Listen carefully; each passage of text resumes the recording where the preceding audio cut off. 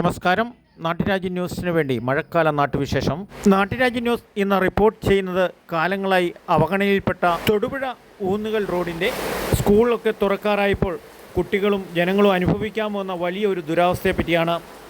തൊടുപുഴ PWയുടെ കീഴിൽ കലൂർക്കാട്, പോത്താനിക്കാട്, ഊന്നുകല്ല് ഇങ്ങനെ 4 വിഭാഗക്കാരുടെ കയ്യിൽ കൂടി കടന്നു പോകുന്ന കേരളത്തിലെ ഏറ്റവും വലിയ ടൂറിസ്റ്റ് കേന്ദ്രമായ മൂന്നാറിലേക്കുള്ള ഈ റോഡ് നമ്മുടെ സർക്കാർ 9ാം വാർഷികം ആഘോഷിക്കുമ്പോഴും ഇത് വലിയൊരു അവഗണനയിൽ പെട്ടുകിടക്കുന്നു. നാട്ടിലെ പ്രധാനപ്പെട്ട ഒരു വിഷയമായിട്ട് നാട്ടുരാജ്യം ഇത് റിപ്പോർട്ട് ചെയ്യുന്നു.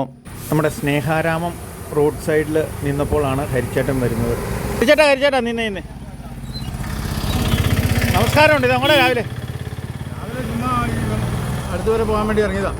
എങ്ങനെയുണ്ട് മഴക്കാലമായിട്ട് കുമാരമംഗലം പഞ്ചായത്തിൻ്റെ വിശേഷങ്ങളൊക്കെ? മഴക്കാലമായിട്ട് കുമാരമംഗലം പഞ്ചായത്തിൻ്റെ ശുചീകരണ പ്രവർത്തനങ്ങളൊന്നും നടന്നിട്ടില്ല. സ്കൂള് തുറക്കാറായി, കുട്ടികൾക്ക് റോഡിൽ കൂടെ പോകാനുള്ള അവസരമുണ്ട്. അതിനുള്ള സാഹചര്യങ്ങളൊന്നും ഒരുക്കാതെ കുമാരമംഗലം പഞ്ചായത്തിൻ്റെ എല്ലാ ഭാഗങ്ങളിലും റോഡിൽ കൂടെ ഓട തെളിക്കാത്തതുകൊണ്ട് റോഡിൽ കൂടെ കയറി വെള്ളം ഒഴുകുന്നു. ഇതൊക്കെയാണ് നിലവിലുള്ള അവസ്ഥ. പിന്നെ മരങ്ങൾ നമുക്ക് സംസാരിക്കാം. നമുക്ക് നമ്മുടെ സ്നേഹാരാമം പദ്ധതിയിൽ ഉൾപ്പെടുത്തി പണിതിരിക്കുന്ന പാർക്കിൽ വെച്ച് നമുക്ക് സംസാരിക്കാം. വാ. കുമാരമംഗലം ഗ്രാമപഞ്ചായത്ത് മാലിന്യമുക്ത നവകേരളം ക്യാമ്പയിൻ്റെ ഭാഗമായി നിർമ്മിച്ചിട്ടുള്ള സ്നേഹാരാമമാണ്.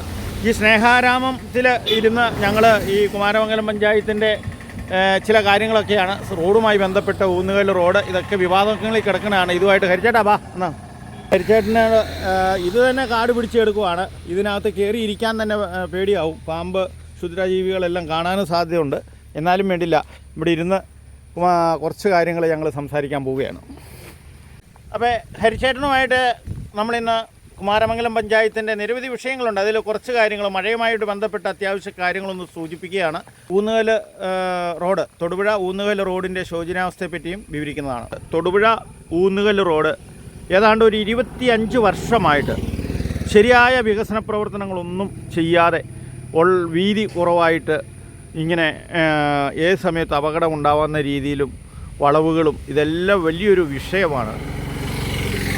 അപ്പോൾ അത് PWD എഞ്ചിനീയറുമായി ബന്ധപ്പെട്ട് ചോദിക്കുമ്പോൾ കുമാരമംഗലം ഇത് തൊടുപുഴ PWയുടെ അതോറിറ്റി കിടക്കുന്ന വെങ്ങല്ലൂർ തൊട്ട് നമ്മുടെ കുമ്മായിപ്പര വരെയാണ്. അത് അവർ വല്ലപ്പോഴും ഇങ്ങനെ മാസത്തിൽ 1-2 പ്രാവശ്യം ചിരിച്ച് ഏതാണ്ട് ഈ ടാറിങ് മിശ്രിതം കൊണ്ടേ ഒഴിച്ചൊക്കെ റിപ്പയർ ചെയ്തുകൊണ്ടായിരിക്കണേ. അത് കഴിഞ്ഞാൽ റോഡെല്ലാം വിണ്ട് കീറി വളരെ നാശമായിരിക്കണേ. എന്താണ് നമുക്ക് ഇതിനൊരു പരിഹാരം നമുക്ക് പൊതുജനങ്ങൾക്ക് പറയാനുള്ളത്? ഇത് കഴിഞ്ഞ 25 വർഷമായി PT തോമസ് MLA ഇരുന്ന കാലഘട്ടത്തിൽ ഈ റോഡിന് സംസ്ഥാന പാതയായിട്ട് അംഗീകരിച്ചുകൊണ്ട് ഈ റോഡ് പണി പൂർത്തീകരിച്ചിട്ടുള്ള.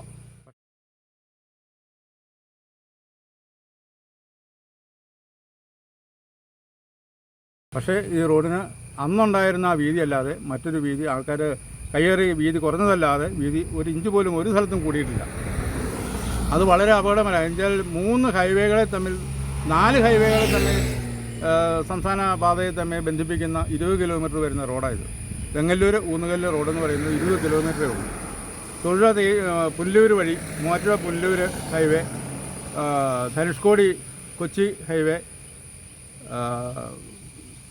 കൊച്ചി മധുര ഹൈവേ, മൂവാറ്റുപുഴ വണ്ണപ്പുറം സംസ്ഥാന പാത, ഇത്രയും റോഡുകളെ തമ്മിൽ ബന്ധിച്ച് കടന്നു പോകുന്ന 20 കിലോമീറ്റർ വീതിയുള്ള നീളമുള്ള റോഡായത്.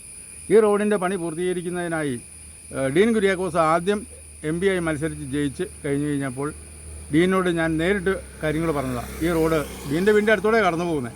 ഡീനെ ഏതെങ്കിലും വണ്ടിപ്പെടുത്തി ഈ റോഡ് നമുക്ക് വീതിയെടുത്ത് റോഡ് ചെയ്യണം. ഇന്ന് വരെ 2ാം ടൈം ജയിച്ചു. ഇന്ന് വരെ ഇത് ചെയ്യാനുള്ള ഒരു സാഹചര്യം ഡീൻ കുര്യാക്കോസിൻ്റെ ഭാഗത്തുനിന്ന് ഉണ്ടായിട്ടില്ല. മാത്രമല്ല MLA എല്ലാ ഇടുക്കി ജില്ലയിലെ ബഹുഭൂരിപക്ഷ MLA നിത്യേന ഉപയോഗിക്കുന്ന റോഡായത്. മൂവാറ്റുപുഴ MLA, തൊടുപുഴ MLA അവർ നിത്യേന ഉപയോഗിക്കുന്ന ഒരു റോഡായത്. ആ റോഡിൽ പോലും ഒരു ശ്രദ്ധ കാണാനോ കണ്ടെത്താനോ ഇവർക്ക് ആർക്കും കഴിഞ്ഞിട്ടില്ല. എല്ലാ രാഷ്ട്രീയ പാർട്ടികളുണ്ട്, അവരും ഇതിനുവേണ്ടി ഒരു മുൻകൈ എടുത്ത് മുന്നോട്ട് ഇറങ്ങുന്നില്ല. ഇതാണ് നിലവിലുള്ള ഈ റോഡിൻ്റെ പ്രത്യേക ഒരു അവസ്ഥ. അപകടം ദിനംപ്രതി ഉണ്ടാവുന്നുണ്ട്. ഇപ്പോൾ കഴിഞ്ഞ ദിവസം മിനിങ്ങാന്നൊരു വണ്ടി തോട്ടത്തിൽ പുറമ്പോക്കി താമസിക്കുന്ന വീട്ടിലേക്ക് പോയി എന്നാണ് പറഞ്ഞത്. രാത്രിയിലായതുകൊണ്ട് റിപ്പോർട്ട് ചെയ്യാൻ പറ്റിയില്ല. അത് വീട്ടുകാർ കഷ്ടിച്ച് രക്ഷപ്പെട്ടു. ഇതിലും വലിയ ഗുരുതരാവസ്ഥ എന്ന് പറഞ്ഞാൽ മേരിലാൻഡ് പബ്ലിക് സ്കൂളിൻ്റെ മുന്നിൽ റോഡ് ഇളക്കിയിട്ടേക്കുക പണിയാൻ ഒരു മാസത്തോളമായി. പണി പൂർത്തീകരിക്കാൻ അത് പണി പൂർത്തീകരിച്ചാലും അത് ശാശ്വതമല്ല, വീതിയില്ല. ഏതാണ്ട് നിലവിൽ ഉള്ള വീതി അനുസരിച്ച് പോയാൽ മതി. അത് കൊച്ചുകുടിക്കാരുടെ സ്ഥലമാണ് കിടക്കുന്നത്. അതൊരു 2 അടി വിട്ടു കൊടുക്കാൻ പറഞ്ഞിട്ട് വരെ കേൾക്കുന്നില്ല. ഇങ്ങനെയുള്ളൊരു മനോസ്ഥാതി 800 ഏക്കർ സ്ഥലമുള്ള ആൾ 2 അടി മണ്ണ് വിട്ടു കൊടുക്കാൻ പറ്റാത്ത സ്ഥിതിക്ക് റോഡിന് വേണ്ടി, അതും റോഡിൻ്റെ നിയമപരമായി വേണ്ട പുറമ്പോക്കാന്ന് പറയാം. പക്ഷേ ഇതൊക്കെ ഇതിപ്പോൾ ആ റോഡ് പണിത് തീർന്നാൽ വലിയൊരു ഗുരുതരാവസ്ഥയിലാണ് കിടക്കുന്നത്. എന്നാലും ഓടയില്ല, ഇപ്പോൾ കാൽനടയാതില്ല പിള്ളേർക്ക് നടക്കാനൊക്കെ ആയിട്ട്. അതിനെപ്പറ്റി എന്താ ഒരു അഭിപ്രായം? നിതിൻ പറഞ്ഞത് ശരിയാണ്. കാരണം കഴിഞ്ഞ ദിവസം ഞാൻ അതിൽ കടന്നു പോയിരുന്നു.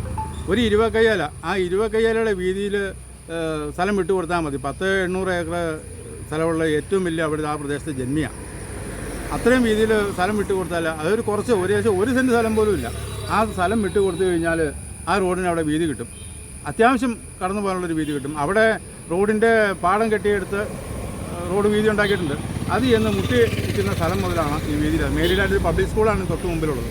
ആ പബ്ലിക് സ്കൂളിന് മുമ്പിലാണ് ഈ ദുരവസ്ഥ. ഈ സ്കൂളും അവരുടെ തന്നെയാണെന്ന് എനിക്ക് തോന്നുന്നത്. എന്തായാൽ പോലും അത് കൊടുക്കാത്തൊരവസ്ഥ വളരെ ശോചനീയാവസ്ഥയാണ്. അവരുടെ ആ എന്താ അതിന് ഒരു മറുപടി പറയാനില്ലാത്തൊരവസ്ഥയാണ് ആ സ്ഥലത്തിൻ്റെ. അപ്പോൾ നവകേരളവുമായി ബന്ധപ്പെട്ട് റോഡുകളുടെ വികസനവുമായി ബന്ധപ്പെട്ട് നിരവധി പ്രശ്നങ്ങൾ, നല്ല കാര്യങ്ങൾ ഉന്നയിക്കുന്ന നമ്മുടെ സർക്കാർ ഇത് ഏറ്റവും വലിയ ദേശീയപാതയ്ക്ക് സമാനമായ ഈ 20 കിലോമീറ്റർ റോഡിന് വളരെ ശ്രദ്ധ ചെലുത്തണം. അടിയന്തരമായി ഇതിനൊരു പരിഹാരം ഉണ്ടാവണമെന്ന് അപേക്ഷിക്കുന്നു. നാട്ടുരാജ്യ ന്യൂസിനു വേണ്ടി കുമാരമംഗലം ഹരിച്ചേട്ടൻ, നല്ലൊരു ക്യാമറ റിപ്പോർട്ടിംഗ്.